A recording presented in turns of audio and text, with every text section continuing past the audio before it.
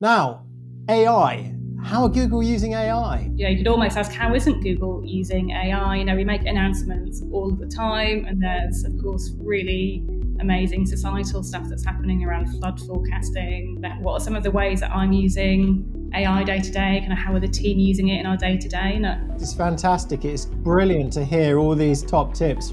How do you see the role of insights evolving? It's changing lots, but what do you think it will change to? I think, and perhaps people are a little bit tired of hearing this, but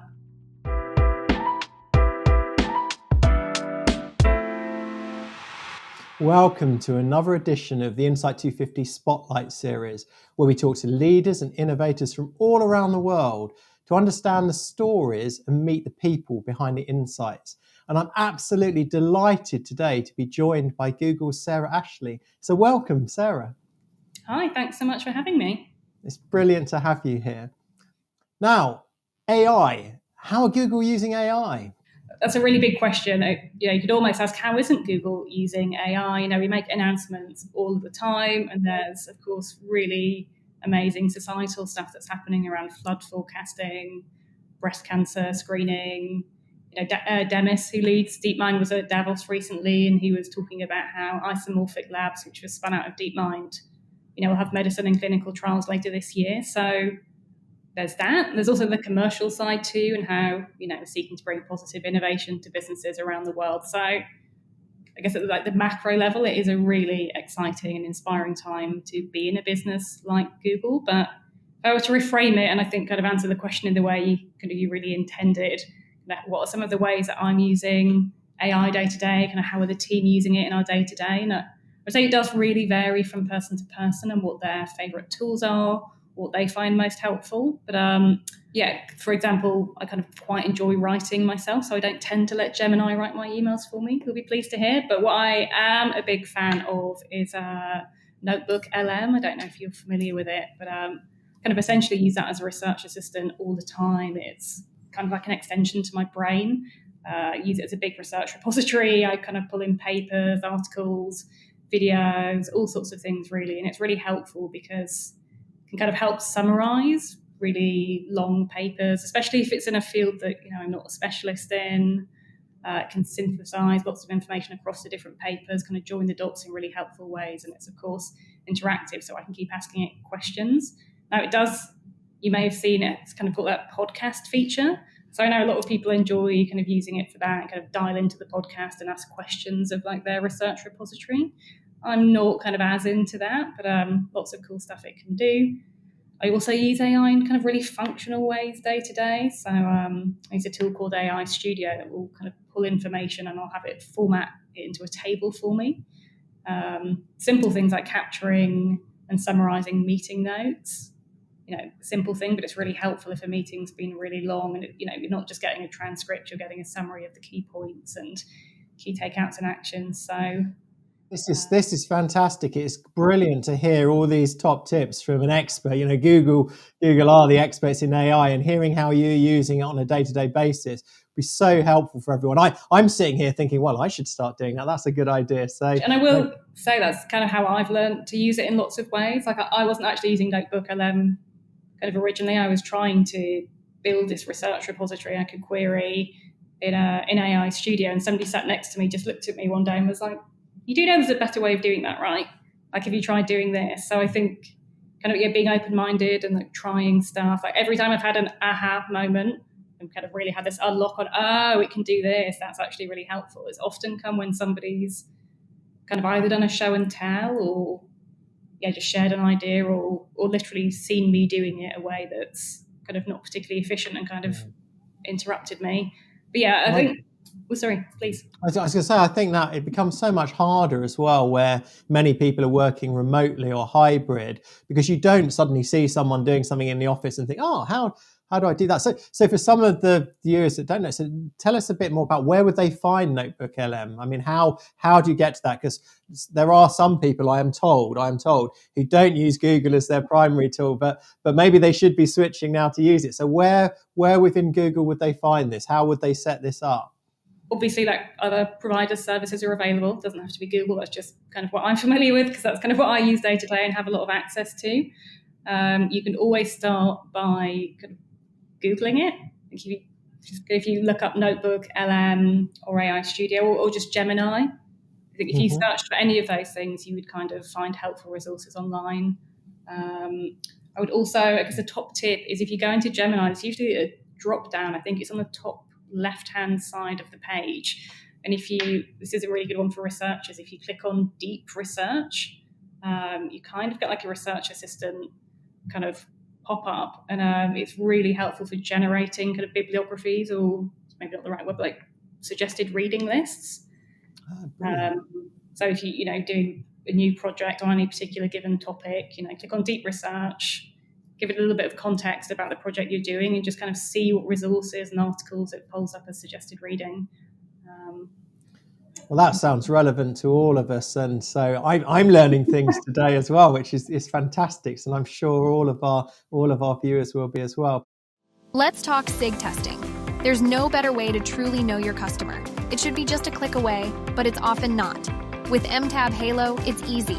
Just select your benchmark, click apply, and boom, significant differences, highlighted instantly. From data tables to visualizations, MTab Halo makes spotting what's important effortless. Get all your insights in one place with MTab. But Sarah, tell me, how did you get into Insights? So it was kind of by accident, kind of by design. So kind of originally, if we take it all the way back to university days, I studied art practice, which is very visual, then kind of moved into anthropology, which is all about understanding people and culture. So I think, and this is, of course, with a kind of layer of post-rationalization, I kind of think it makes total sense that I found my way into Insights. I think it's at and marketing too. I think both of those really sit at the intersection of things I've always found really interesting. But I wouldn't say kind of I grew up kind of knowing one day I would work in marketing and insights. But now that I do that work, I really enjoy it, and I'm really grateful that I fell into it. But my first break came when I bagged a role on a graduate program at Landor Associates. It's brand consultancy within WPP. And to be clear, I fancy doing the WPP fellowship, which is a very competitive graduate program that includes rotations around the different businesses and around the world. I didn't get into that, but I am a big fan of kind of be the change you want to see in the world and don't take no for an answer. So once I'd done my Landor Associate kind of grad program, I was kind of sniffing around WPP and kind of wondering, well, where might I go next? I'm at the beginning of my career. I'd love to learn different disciplines. I'm enjoying the brand consultancy side of things, but what about research? What about advertising? What about, different fields? So it was almost by coincidence that the Kantar TNS office was just down the road from Landor, and kind of knocked on the door and kind of asked for a job, please. Kind of not literally, I applied to an open role. But yeah, got the role there, and I never looked back. I kind of dropped the ambition of moving around and just stuck in Insights. I loved it so much. I'd found my home.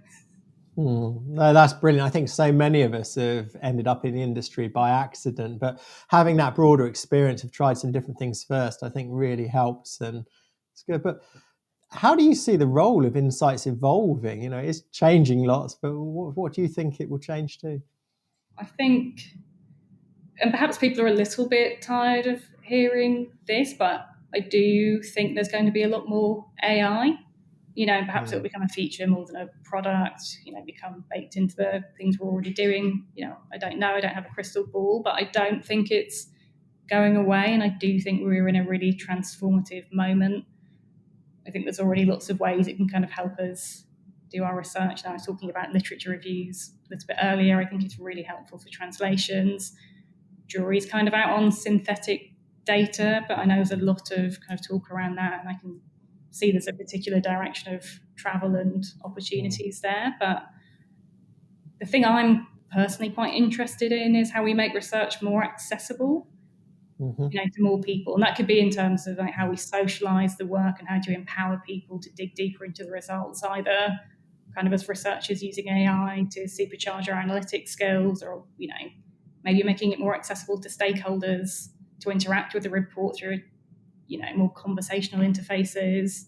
Maybe it's from how we engage respondents. Does it have to be a survey? Could it be something more conversational? Can we, speak to people in their own language? maybe we'll have AI research assistants, talk about agents. I'm kind of using Notebook LM in that way. But I think we're kind of in this moment where people are really trying to work out what's working, what's actually helpful, what feels a bit overhyped, which are the situations where we really do need to keep the human in the picture for the quality and interpretation. So, there will be some change, but I think a lot will. Cool. There's loads of brilliant stuff there, Sarah. I mean, that is fantastic, and it's good to hear that. And as we are in such a changing profession and things are evolving, what would your top tip be for someone to be a leader and innovator in our profession? So I think given the amount of kind of change that is happening, I think staying curious, being open-minded, kind of having a growth mindset, all of those things, it's about kind of being open to trying new things and learning and iterating, and being a bit humble if you don't know something, being kind of prepared to try and to challenge yourself. I think surrounding yourself with great people is like really important, people who encourage you and help you, and so just being authentic. So, standing up for what you believe in, staying kind of true to your values. We're kind of here to represent the best interests of people. I think it's really crucial foundation of kind of what we do as an industry. So, being open-minded and having this experimentation mindset, but being authentic and kind of remaining people-centric, I think is really important.